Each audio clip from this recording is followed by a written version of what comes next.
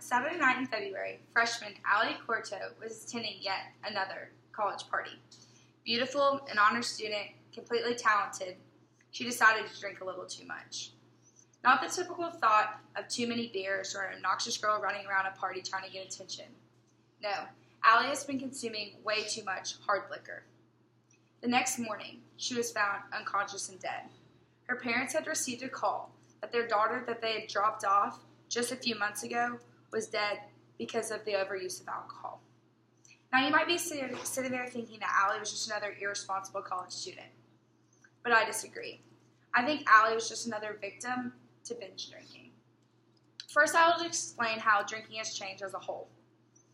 Instead of going to college like our parents did when it was legal to drink at 18 and just drink a beer here or there, college students are turning to straight liquor. Students are turning to liquor because of the quickness of the effect. For example, these pictures I'll show.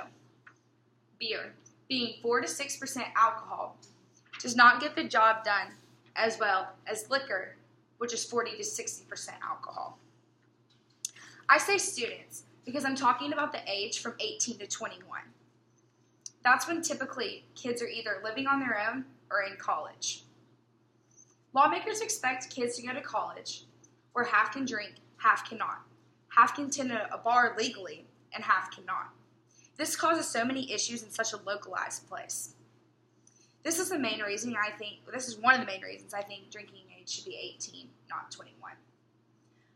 Students are having to go to places and drink before because they are not legally allowed to even attend some restaurants, bars, or clubs.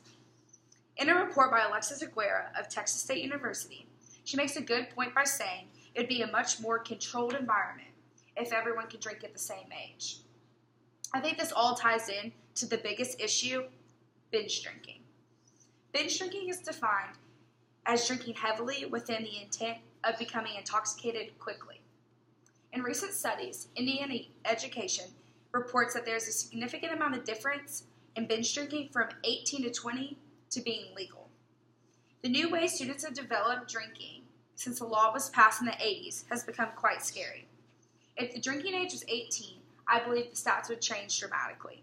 I feel binge drinking as a whole would decrease and it would help students' safety. Binge drinking has put kids at risk for DUIs, rape, kidnapping, and even death.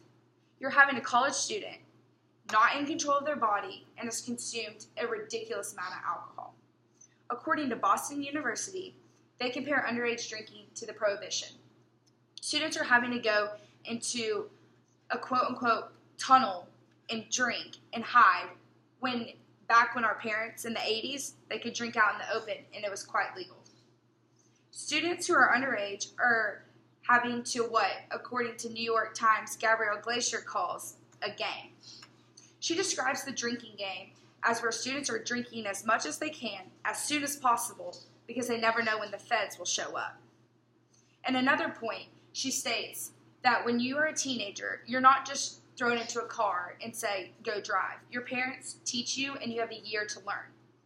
If individuals were taught at home or is even addressed more in school, don't you think the outcome would be a little different? Next, I will share the stats on drinking in the drinking age when it was changed in the 80s in just 5 years. Although researchers had many reasons on changing the drinking age in the 80s, there are statistics that prove that it did harm in a lot of different other ways. For example, Indiana Education again states from 1982 until 1987, only 5 years, that many things changed. For example, vomiting after drinking jumped from 46% to 50%. Significant increases were also found for other variables. Cutting class after drinking increased from 12 to 17%. Grades becoming lower from drinking rose from 5 to 7%.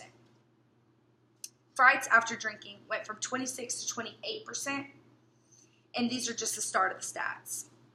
Although, on the contrary, MADD would argue with a different statistic. In recent studies by CNN, they report that MADD, Mom Against Drunk Drivers, has shown a decrease in car wrecks and DUIs caused by alcohol.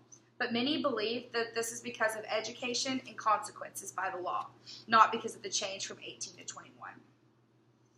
I believe that if the age does not get changed from 21 to 18 soon, the rate of college students misusing alcohol, getting injured from alcohol, and even the death rate will increase dramatically, especially the ages from 18 to 20. Alcohol is not something to take lightly, especially in college when freedom is just presented.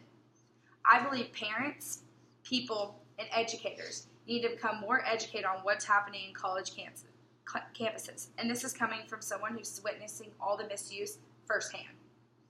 Alcohol being as powerful as it is will always be a problem, but I believe changing the drinking age to 18 is a huge step in the right direction. So say goodbye to pre-gaming, to the catch-up game, and binge drink.